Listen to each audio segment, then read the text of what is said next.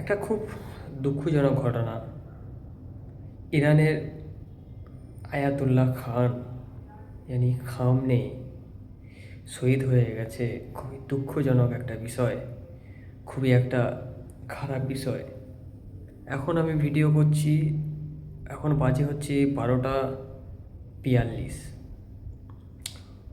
তো আমি যখন এই ভিডিওটা বানাচ্ছি তখন বাজে হচ্ছে 12:42। আমার খুবই খারাপ লেগেছে।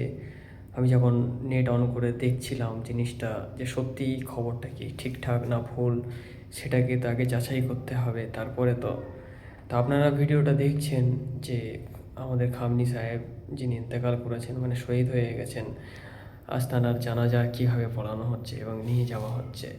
মানুষকে দেখিয়ে দিল আঙুলে আঙুল, চোখে আঙুল দিয়ে, যে লিডার যদি হতে হয় তাহলে এমনই লিডার হওয়া উচিত। আজ সেখানে প্রত্যেক মুসলমান দেশগুলোকে সাপোর্ট করা যেমন তেমন, কিন্তু তানারা আজ গাদ্দারি করে বসেছে। আজ দুঃখজনক ঘটনা, তিনি দেখিয়ে দিলেন এক 86 থেকে 90 বছর বয়সের খামনে শহীদ হয়ে দেখিয়ে দিয়েছেন যে মানুষের সামনে মাথা ঝোঁকানোর থেকে মাথা উঁচু করে থাকাটা সব থেকে বড় জিনিস। আজ আমাদের ভারতের নরেন্দ্র মোদীর মতন বিদেশে গিয়ে থুমকা নাচ লাগিয়ে আসছে, কিন্তু তিনি সেটা করেনি, তিনি স্যালেন্ডার করেনি। তিনি চেয়েছিলেন যে এমন একটা কিছু করতে, যে সারা ভারতবর্ষ কেন, সারা বিশ্বের মানুষ যাতে তানাকে স্মরণে রাখে। আজ যদি লিডার হবার দরকার হয়, এরকমই একটা লিডার তৈরি হও। আজ যদি দেশের প্রধানমন্ত্রী হতে চাও, ঠিক এরকমই একটা দেশের প্রধানমন্ত্রী হও, যাতে তোমাকে নাম করে। আজ প্রত্যেক মানুষ বুঝতে পারছে উনি শহীদ হয়েছেন, কত মানুষ দুঃখ প্রকাশ করছে, এটাকে ভাবতে হবে।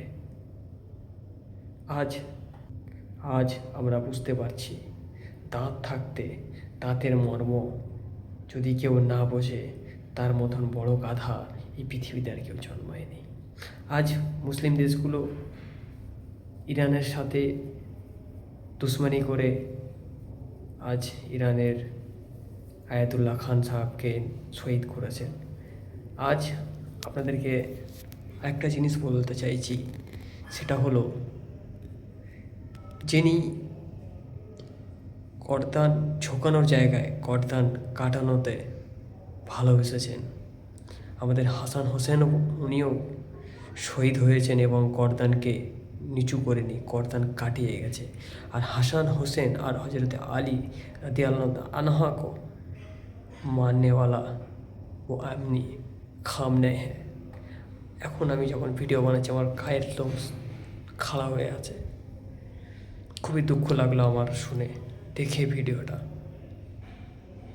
তো আপনাদেরকে এটাই বলতে চাই, দাঁত থাকতে দাঁতের মর্ম দাও। দাঁত যখন চলে গেলে যন্ত্রণা করলে হয় না।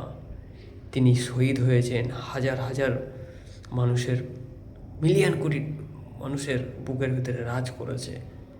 সে হিন্দু হোক চাहे মুসলিম হোক, উনি কিন্তু সবসময় অন্যায়ের বিরুদ্ধে লড়েছে, যেটা হাসান হোসেন এবং হজরতে আলী রাদিয়াল্লাহু তাআলা উনিও করেছিলেন। এবং ওনাকে মারনেওয়ালা আলাদা ছিল, মাননেওয়ালা আলাদা। তাই ভাবতে হবে এবং করতে হবে যে তোমরা গাদ্দারি কতদিন ধরে করবে, কতদিন আর হিজড়ার মতন চুরি পরে থাকবে। আজ প্রত্যেক মুসলমানকে কাঁদতে হচ্ছে, আফসোস করতে হচ্ছে।